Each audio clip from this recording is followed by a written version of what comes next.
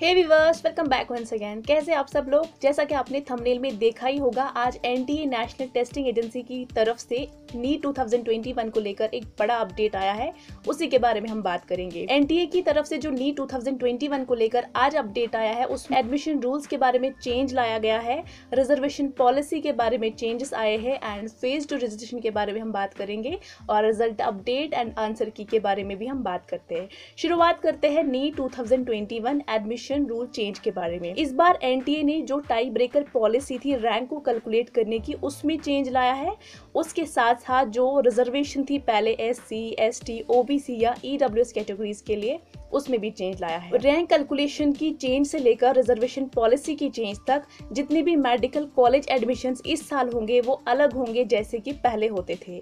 वो स्टूडेंट जो एडमिशन लेना चाहते हैं मेडिकल या डेंटल कॉलेजेस में, उनको इस रिजर्वेशन पॉलिसी के बारे में टाइम पर पता होना बहुत जरूरी है ताकि उनका एडमिशन प्रोसेस हेजल फ्री हो सके। जैसे ही रिजल्ट डिक्लेरेशन होगा, वहां पर एनटीए का रोल खत्म हो जाएगा और वहां से फिर मेडिकल काउंसलिंग कमेटी अपना नेक्स्ट प्रोसेस स्टार्ट करेगी, जिसमें फिर स्टूडेंट्स की काउंसलिंग शुरू की जाएगी। रूल के मुताबिक पहले all India quota seats fill होगी।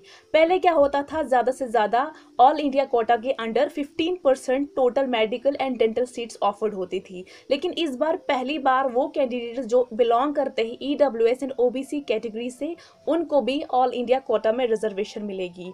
गवर्नमेंट ने अप्रूव किया है कि जो पहले एग्जिस्टिंग कोटा था 7.5% एसटी के लिए एंड 15% फॉर एससी स्टूडेंट्स के लिए, इस बार उनके साथ साथ 27% सीट्स को ओबीसी के लिए रिजर्व किया जाएगा एंड 10% सीट्स को ईडब्ल्यूएस स्टूडेंट्स के लिए रिजर्व किया जाएगा। अब बात करते हैं नीट 2021 टाई ब्रेकर क्राइटेरिया के बारे में।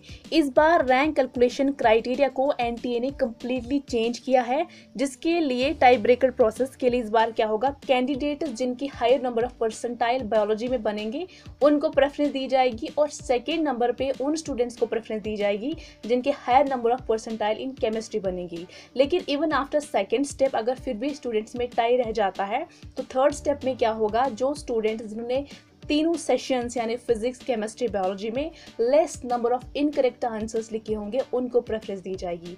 पहले क्या होता था, एज को कंसिडर किया जाता था टाई ब्रेकर क्राइटेरिया के लिए, लेकिन इस बार इसको एनटीए ने कंप्लीटली एलिमिनेट किया है, जिसके तहत लास्ट ईयर यूपी के स्टूडेंट आकांक्षा सिंह, जिनको फुल मार्क्स आए थे नीट में, बावजूद उसके उनको सेकेंड रैंक मिला था, जबकि उड़ीसा के जो शोएब आफ्ताब थे उनके भी फुल मार्क्स थे और उनको रैंक फर्स्ट मिला था जस्ट बिकॉज ऑफ वो आकांक्षा सिंह से बड़े थे।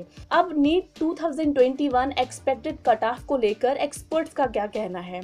एक्सपर्ट्स बिलीव करते हैं कि इस बार नीट 2021 का कट ऑफ लोअर जा सकता है कंपेयर टू लास्ट ईयर। जैसे मैंने पहले भी बताया है, कट ऑफ बहुत सारे फैक्टर्स पर डिपेंड करता है, जैसे कितने नंबर ऑफ स्टूडेंट्स ने एग्जाम दिया, पेपर लेवल कैसा था और आपके पास अवेलेबल सीट्स कितनी हैं। 2020 की बात करें, जो कट ऑफ स्कोर रहा था टॉप कॉलेजेस के लिए वो 720 से 147 के बीच में रहा था।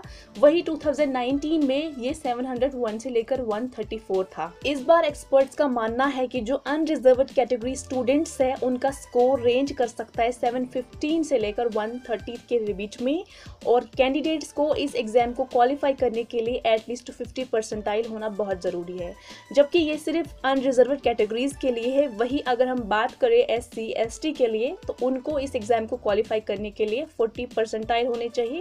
वहीं पीडब्ल्यूडी कैंडिडेट्स को 45 परसेंटाइल होने चाहिए। फिजिकली डिफरेंटली एबल्ड कैंडिडेट्स को रिजर्व्ड कैटेगरी से जो बिलोंग करते हैं उनको 40 परसेंटाइल चाहिए इस एग्जाम को पास करने के लिए, और जो भी सिलेक्टेड कैंडिडेट्स है उनको बाद में काउंसलिंग प्रोसेस के लिए रजिस्टर करना होगा जैसे ही रिजल्ट उनका डिक्लेयर होगा। Now moving to NEET 2021 result date update as per today, national testing agency is all set to announce the result for NEET 2021। Students expect कर सकते हैं कि उनके रिजल्ट अक्टूबर 10 के बाद आ सकते हैं, क्योंकि अभी करंटली फेज 2 रजिस्ट्रेशन चल रही है, जो कि ऑनगोइंग प्रोसेस 1 अक्टूबर से स्टार्ट हो चुका है। लगभग 16 लाख स्टूडेंट्स ने इस एग्जाम के लिए अपीयर किया था, जिसमें 95% स्टूडेंट्स ने इस एग्जाम को दिया और 5% किसी रीजन से इस एग्जाम को नहीं दे पाए। फेज़ 2 रजिस्ट्रेशन के दौरान नीट एस्पिरेंट्स को अलो किया जा रहा है कि वो जो भी जेंडर को लेकर, उनकी नेशनलिटी, ईमेल या फिर कैटेगरी को लेकर अगर कहीं कोई मिस इन्फॉर्मेशन है एजुकेशनल डिटेल्स को, उसको करेक्ट करें। अगर आप में से किसी स्टूडेंट ने अभी तक फेज़ 2 रजिस्ट्रेशन में रजिस्टर्ड नहीं किया है तो आपके पास लास्ट 3 डेज है रजिस्टर्ड होने के लिए, क्योंकि फेज़ 2 रजिस्ट्रेशन का प्रोसेस इक्वली इंपॉर्टेंट है just like phase 1। Without phase 2 registration आपका कैंडिडेट कैंसिल किया जाएगा। इन्फॉर्मेशन जो भी आपको सबमिट करनी होगी नीट 2021 फेज़ 2 रजिस्ट्रेशन, उसमें आपको 57 कॉलम्स फिल करने हैं, जिसमें अलग अलग पेजेस हो गए। पहला पेज आपका एप्लीकेशन पेज आएगा जिसमें पर्सनल डिटेल्स फिल करनी है, जो कॉलम नंबर 1 से लेकर कॉलम नंबर 5 तक रहेगा, जिसमें अगर गर्ल चाइल्ड है उसको मेंशन करना है कि वो सिंगल गर्ल चाइल्ड है अपने पेरेंट्स की।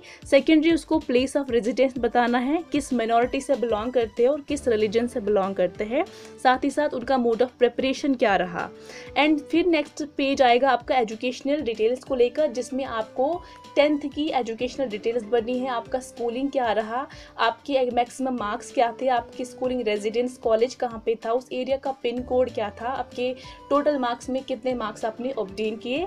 और वही नेक्स्ट पेज में आपको फिर एजुकेशनल डिटेल्स फिल करने होंगे फॉर क्लास 11th, जिसमें सेम वही डिटेल्स आपको फिल करनी है जो आपने क्लास 10th के लिए फिल करनी है। अगला पेज फिर आपको एडिशनल डिटेल्स के बारे में मिलेगा, जो कॉलम नंबर 42 से लेकर 44 तक जाएगा, जिसमें प्लेस ऑफ बर्थ, स्टेट और डिस्ट्रिक्ट के बारे में आपको फिल करना है।